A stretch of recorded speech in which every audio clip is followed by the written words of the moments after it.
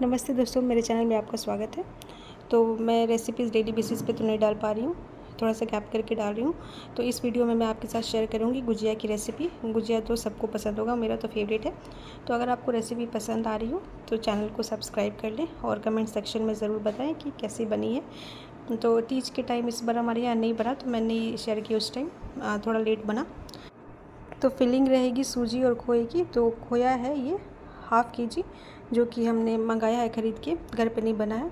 और सूजी आपको लेना है, जैसे कि आप खोया हाफ़ केजी ले रहे हैं तो सूजी आप 150 ग्राम लें।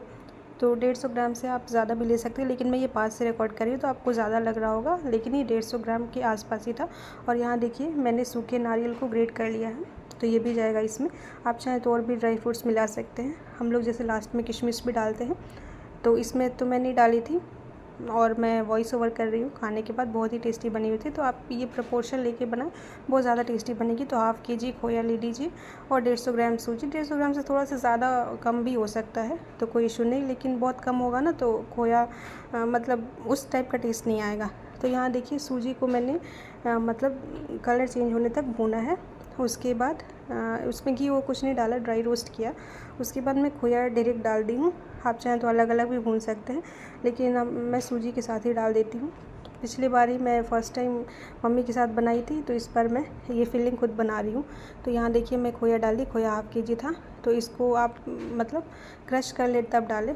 मैं तो ऐसे ही डाल दी थी, तो ऐसे तोड़ रही थी मैं इसे, क्योंकि ये थोड़ा सा टाइट हो गया था, थोड़ी देर पहले ही आया हुआ था।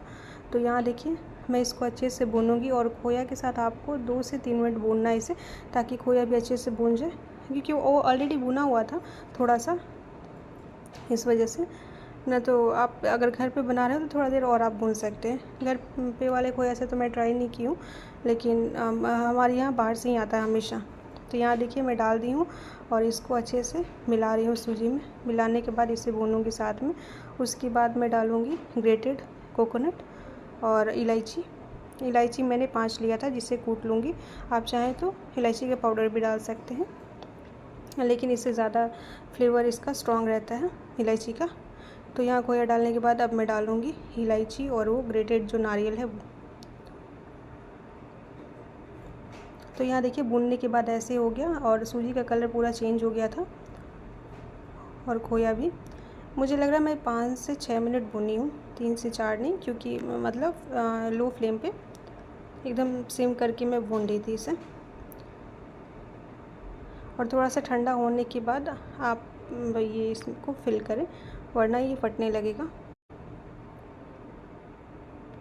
और उधर चल रही थी आटे की प्रिपरेशन। तो यहाँ देखिए मैं नारियल डाल दी, और नारियल डालने के बाद ज़्यादा देर नहीं भूनना है, क्योंकि मैं तुरंत अभी शुगर भी ऐड करूँगी। और हाँ, हाफ़ केजी आप शुगर डालिए, जितना आप खोया लिए हैं उतना शुगर डालिए। और किसी किसी को कम मीठा पसंद होता है तो थोड़ा आप 450 या फिर 400 ग्राम्स भी डाल सकते हैं। हमारे यहाँ थोड़ा सा मीठा ज़्यादा पसंद करते हैं, मतलब गुजिया में। बाकी सब चीज़ों में तो कम रहता है, जैसे खजूर वजूर में हम लोग कम डालते हैं, लेकिन गुजिया में सब थोड़ा खाते हैं, तो इस वजह से। तो यहाँ देखिए मैं साथ में मिक्स कर लूँगी, और इलायची भी मैंने डाल दिया था, आपने देखा होगा।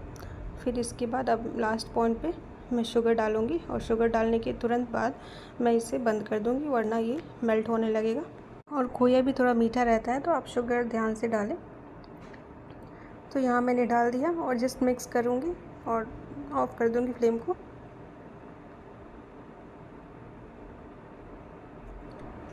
तो देखिए शुगर में मिला लिया। उसके बाद ये मैदा हमने गूँध लिया था। मैदा में डाला था घी का मोयम। और मोयम को मैंने बताया है कि अगर वो बनने लग जाए, हाथ में आ जाए, तो समझ जाइए कि वो उसमें मोयम पड़ गया है। तो अभी छोटे छोटे बॉल्स लेके ये इसको रोटी टाइप हमने बना लिया है, और 3 से 4 लोग इसे बनाते हैं अच्छे से। तो फिर देखिए ये मशीन है इसमें भी, और आप चाहें तो हाथ से भी बना सकते हैं। तो मम्मी तो एक्सपर्ट है, तो वो हाथ से बनाती हैं और हम मशीन से बनाते हैं। तो ये देखिए मैं वीडियो बना रही हूँ, और एक और है वो बना रही है मशीन में, और मम्मी बना रही है हाथ से। तो ये छोटी छोटी रोटियां बनाने के बाद इसमें फिल करेंगे जो सूजी और खोया है उसे, और इसके बाद चारों तरफ से पानी लगाएंगे ताकि ये फटे ना, क्योंकि फटने लगता है। और उसके बाद इसे उसको उसमें प्रेस कर देंगे तो वो शेप में भी आ जाएगा और अच्छे से हो भी जाएगा। आप चाहे तो हाथ से भी ऐसे बना सकते हैं।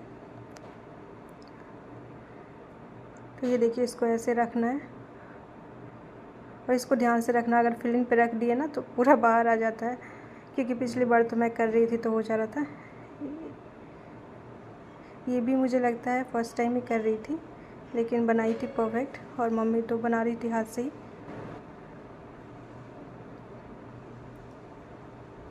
तो एक ये हो गया। अब ये देखिए, अब हम लोग तल रहे हैं। तो इसे आपको तलना है मीडियम नहीं, लो पे ही तलिए, वरना ये अंदर से कच्चा रह जाएगा। और जितना चाहे आप इसे पतला बनाएंगे ना तो उतना ज़्यादा ही क्रिस्पी होगा और ये भी रहेगा, मतलब जल्दी ही पक भी जाएगा। तो ये देखने में लग रहा है कि जल गया है, पर ऐसे ही बनाते हैं, थोड़ा सा